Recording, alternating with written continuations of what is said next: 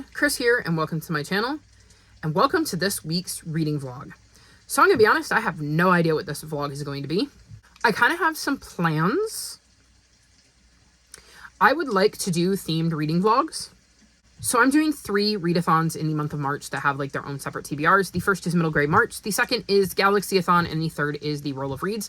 And I managed to do it so that I don't have any crossover between them. So I thought it would be interesting if I did little special vlogs for each of those. So I don't quite know how I'm going to do that yet. So the only thing I can tell you is that I'm not planning on reading any of the 16 books that I have accumulated between those 3 TBRs in this video. And I need to read all 5 of my 5-star predictions in March. So I won't be talking about them either if I read it. So this could be a very interesting vlog depending on what I end up picking up and deciding to read. I'm kind of tempted to pick up Valor and start working on that because it is a chunky book and I know I have Valor. I would like to get to the Well of Ascension, but that's going to depend on whether the physical copy comes in because I'm not just going to listen to the audiobook. I did manage to get the audiobook loan in, but I'm waiting on a physical copy, and so I don't know whether I'll be reading that just yet because ideally I would like to have both, and if I only had one or the other, I would rather have the physical copy than the audiobook copy. And then I was going to push Ruin off to April, but it's now sitting at the library, so I might read that this month. And Onyx Storm came in. So I don't know what I'm going to be doing this month. And I have like 60 books on my TBR because I cannot make normal TBRs, and I still have to figure out what I'm going to read for the Read Queer All Year prompts because they just dropped today and I have not had time to figure them out. I think one is Transrep, and off the top of my head, I don't think I have a book with Transrep on my TBR right now. And then I have I think it is like Creative Queers, so I'm not even sure what I want to do for that. And honestly, I cannot think of the other 2. I'll put them on the screen here. But I've been trying really, really hard to read books for that. I have one that I rolled over from last month, but we'll see how everything goes. I'm really liking that it's making me look at different books. Ooh, one is Sapphic History. And I haven't a Scooby-Doo what I'm going to read for that. I might need some recommendations. I would ask you for some, but there is a good chance you guys don't see this video till April at the rate I'm moving. So we'll see. But if you do see this and would like to give me some recs, even if it is April, I will definitely look into them because I'm always down for some more queer recommendations. I have so much I need to get to. Like, I just finished editing and uploading. Well, it's uploading right now. My first vlog of February, and we're just starting March, so I'm a little bit behind. I have a lot of videos I need to film. I need to film my January haul, which is like 50 books long, and my February haul, which is also 50 books long, though I'm waiting for a few more of those in the mail because I bought them at the last minute. And then I have my announcement video for Phase 9 for Phase Out Your TBR, which I will be doing in April. I have the Queer Book Club that I'm going to be hosting in April. I have my 5 on Fridays, one of which will be my 5-star prediction vlog. It will be. I promise it will be. It is coming. I'm thinking I might this Friday do a sci-fi recommendation video because of Galaxy-a-thon being all about sci-fis. So I thought that could be fun. And then I would have my April anticipated reads. So maybe I could pull out the Roll of Reads, and Cielo is trying to climb on my desk, and use some of the prompts that aren't currently in my deck because I kind of left my deck the way it is because I want to use it for my TBR game as like a prompt. But I have all of the extra prompts that you would like swap out, so maybe I will shuffle those up and give you a recommendation video using those prompts. I don't know. We'll see. I've got time to figure that out because I could make that the last video I do for Friday in March. So we'll see where I'm going to go. I have a lot of ideas. If there is a 5 on Friday idea you would like me to do, feel free to let me know in the comments below. I would love some suggestions for times when I'm not quite sure what I want to get up to. But anywho, I'm going to wrap this clip up here, and we'll see in a couple of days. I will check in and let you know what I've decided to do Even if the only thing I can really tell you is that I'm working on books for other vlogs and update you on channel stuff. So I will see you in a couple of days and hopefully have something positive to update you with.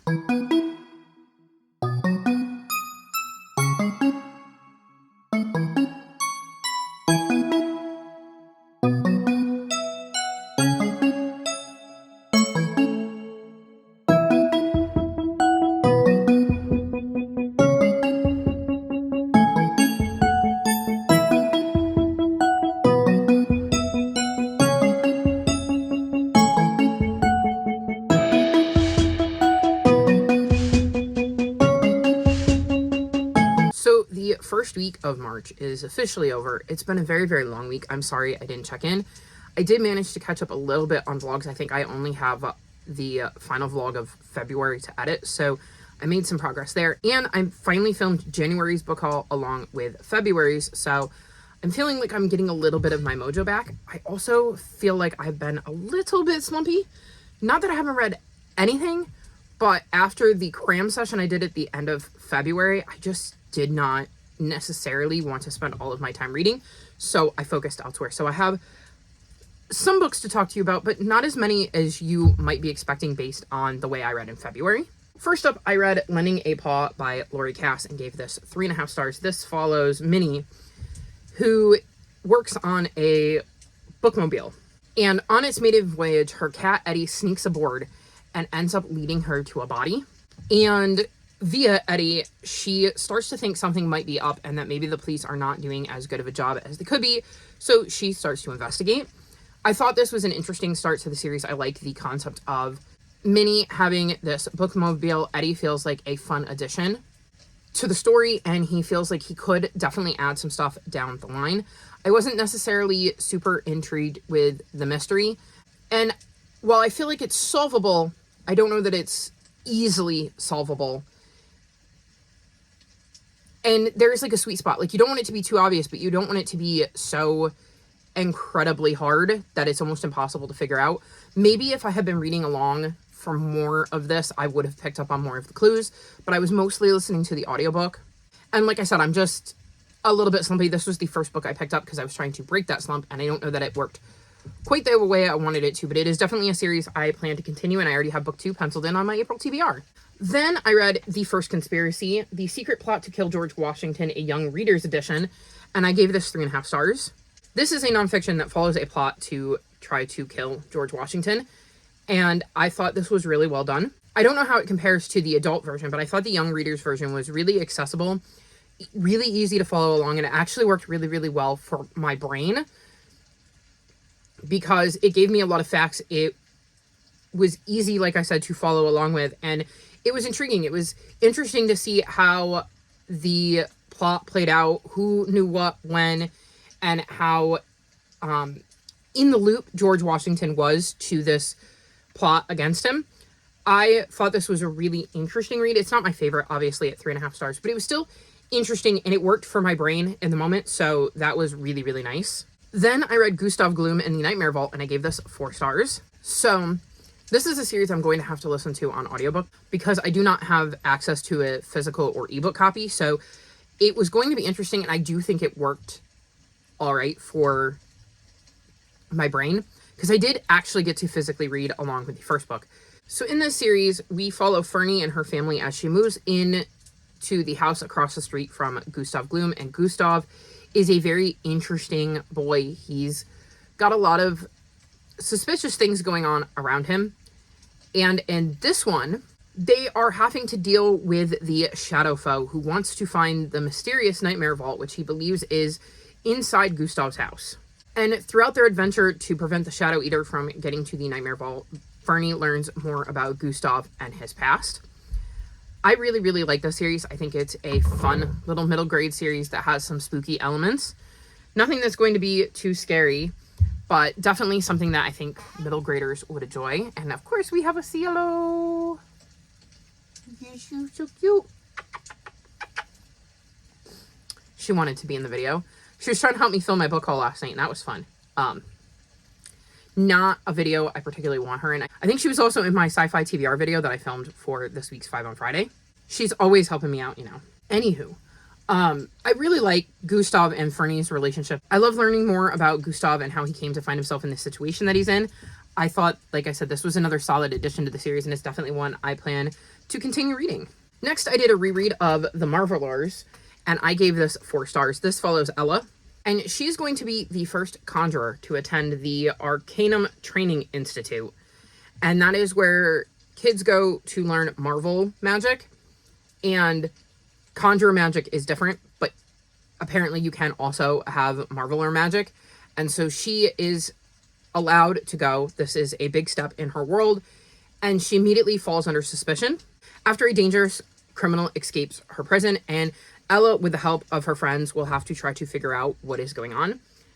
I actually lowered my rating from 4.5 stars to 4, but again, this could just be a headspace thing. Like I said, I'm a bit slumpy, but I do like this book. I think another reason I've dropped it down is because I've read other books in this vein since then, and I think I enjoyed them better, so I was kind of comparing it to other books that had similar premises. But I do think this is a very solid start to the series. I'm curious to see where it goes, and I do plan to read book 2 in the month of March, and that will be in my middle grade March vlog. So very, very excited to have dived back into this, and I definitely needed this reread because I had forgotten so much. So I'm really glad I did that. With this book, I think you learn kind of the basics, and I would like to dive more in, which is another reason for the 4 stars. I wanted more information about how conjure magic works and Marveler magic works, and Coco is, I think, trying to mount Porky on my bed right now, if you heard that noise. Coco. I don't think no, Coco. Coco. He's not listening to me. Coco. That's right, you tell him no. That was something. Anyways, I think I wanted to learn more about the magic system than we got to learn, and I'm hoping we dive more into that in book 2, but I guess we'll see. Then I read Ellie Engel Saves Herself, and I gave this 3.5 stars. This follows a young girl named Ellie who spends a lot of time with just her pet fish. Her father left her and her mom now has to work almost around the clock to be able to keep things afloat for her and Ellie.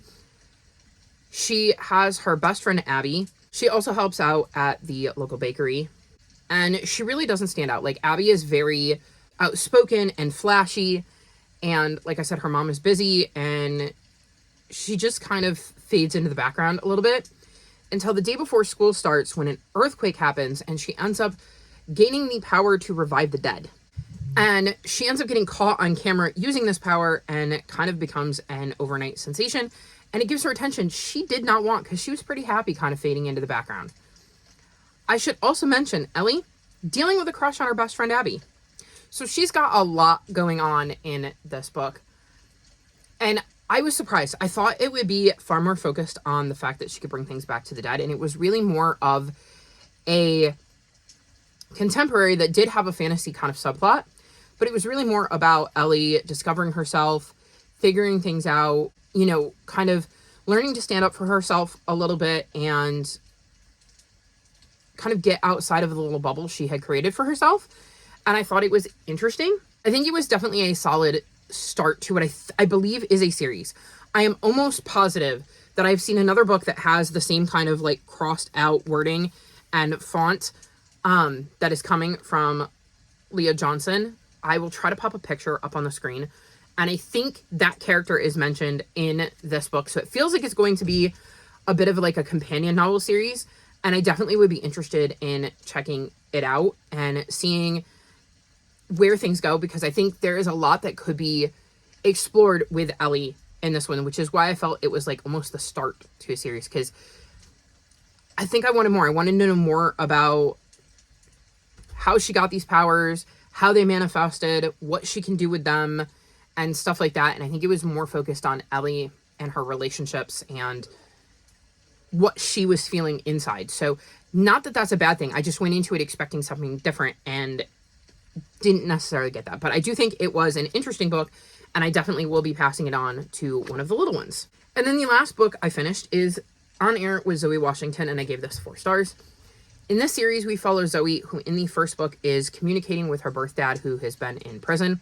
and is finally getting to know him because she's never really met him. He's been in prison her whole life, and goes on a very interesting journey via those letters. And in this one, we're kind of picking up that story and seeing where Zoe is now and seeing the journey that she is now going on in this new step in her story. And one of the things she does in this one is start a podcast. And I don't want to say too much more because I don't want to spoil things for the first book, but I thought this was a solid addition to the series. I know that the author said that this was planned to be a standalone, but too many people wanted to know more about Zoe's journey, and she got an idea and ended up writing this, and I definitely think it is a solid addition to the series. I really, really like Zoe and seeing the journey she goes through. I think some of the things she covers in this one and discovers and learns about in this one are an important topic to put in front of kids. And I just think this is a solid series overall to introduce kids to Zoe's world and what Zoe learns about the world throughout the first 2 books. I don't know if there's going to be a book 3. I don't know if the author knows if there's going to be a book 3, but if there is, I would 100% read it because I've had a lot of fun with it. Although it is not one I plan to keep on my shelves, it is one I do plan to pass on to the little ones at some point. So I did say that's all I finished reading. I want to preface this. I ended up deciding I am going to make a separate vlog for my Galaxy-a-thon TBR, my Roll of Reads TBR, and my Middle Grade March TBR. So if I'm reading those, it will be in the background and I won't be mentioning them in my main vlogs.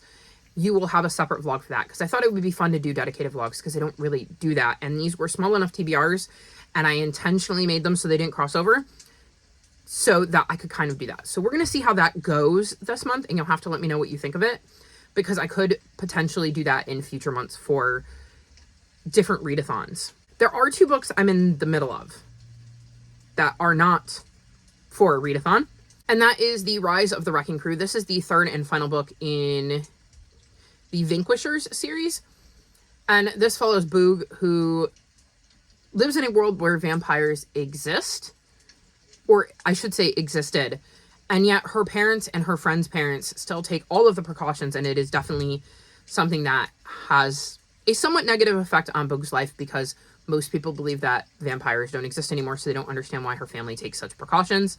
And some interesting things happen in the first book that make her believe that maybe vampires aren't as extinct as she's been led to believe by the greater world. And I've really, really enjoyed the series. I'm enjoying the 3rd one. It's just as slow going because it's an ebook and I don't tend to gravitate towards ebooks, but at least my library finally got an ebook copy so I can finish it. I think I'm like 110 pages in and I am enjoying it. So hopefully when I check in with it again next week, I will have finished it. And the other one I have started is Valor. I am on page 84, so I don't have much to say, but I am enjoying my reread. It's nice to dive back into the series, and I do have Ruin, so I'm wondering if I can manage to swing it where I finish Valor and then immediately pick up Ruin and read them back to back. We'll see, but I have started my reread of this. So there you have it. That was my week. Like I said, not the greatest week reading-wise because I am feeling a little bit slumpy, and I have been focused on watching, you know, Blood on the Clock Tower, and I had wrestling, and just doing things that are not, you know, reading. And it's also been an up and down brain week for me. I am still struggling, but I am trying my best to kind of claw my way out of that. I'm hoping with the spring thaw coming that maybe having some of the spring birds start to show back up will help, and being able to get some fresh air in the house and it not be so stuffy, and then maybe having more sunlight. Even though I do take vitamin D, I do know that there is seasonal depression and I could be experiencing some of that, especially when you combine it with like my birthday and everything that's been going on. So once again, thank you all for being patient with me. I am trying really, really hard to get back to things. I do miss sprinting. My computer's been having a couple of issues, so we're going to try at some point to sprint, but I also haven't been in the headspace, and I don't want to drag you guys down with me when I'm feeling like crap. So hopefully you'll see me soon, and this video will come out, you know, before April. Fingers crossed. That is going to be all for this vlog, though. All of my social media is linked in the description below if you'd like to come chat with me. If you've made it this far in the video, leave me lion emojis, because March comes in like a lion and goes out like a lamb. So lion emojis for the start of March, and it's certainly been kicking my butt, so feels appropriate. Like this video and subscribe to my channel, and I'll talk to you next time. Bye!